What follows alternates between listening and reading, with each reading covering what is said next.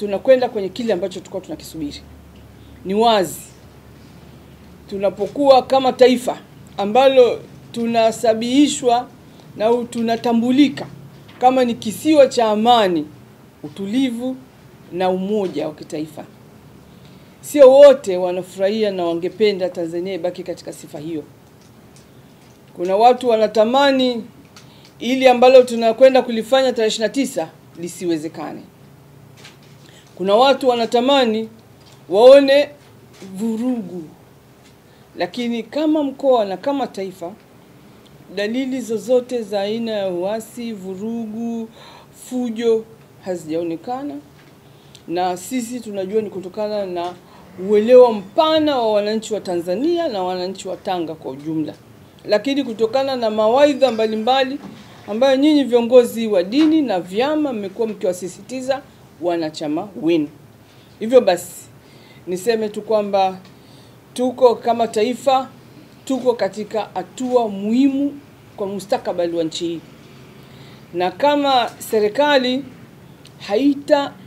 haitakubali nchi iende katika vurugu au atokee mtu yoyote atakayeshawishiwa kwa njia yoyote.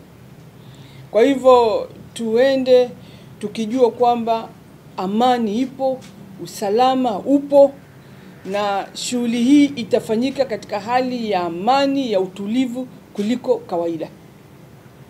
Na sisi hapa Tanga ni katika mikoa ambayo wala hatuna wasiwasi wala hofu, kwa sababu tumezoea kuwa na umoja wetu.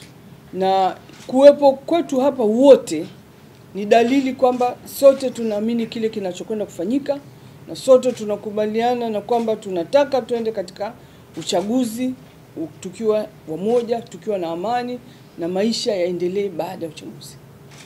Na nitoe tu onyo kwa yule ambaye atajaribu kutaka kujaribu, atakuja kushughulikiwa kwa jinsi ambavyo vyombo vimejipanga, kwa sababu mtu ukitaka kuleta doa ya aina yoyote, nchi haitavumilia, kwa sababu nchi hii ni kubwa kuliko mtu yoyote mmoja mmoja. Siku ya tarehe 29 ndo siku wananchi wanakwenda kutimiza haki yao ya kidemokrasia ya kuchagua kiongozi ambaye wanamtaka. Niwahakikishie wananchi wa mkoa wa Tanga kwamba hali ya usalama siku hiyo itakuwa vizuri, lakini vile vile tutambue kwamba amani ya nchi yetu ni muhimu sana. Kwa hiyo ni vizuri tuendelee kuienzi amani. Ndio maana sisi kama jeshi la polisi tunasema amani, utulivu na usalama ni jukumu letu sisi sote wa Tanzania. Kwa hiyo Watanzania wote tuendelee kuhakikisha hii amani inakuwepo. Kwa mtu yoyote ambaye anafikiri kwamba anaweza akaharibu amani ya nchi hii asijidanganye.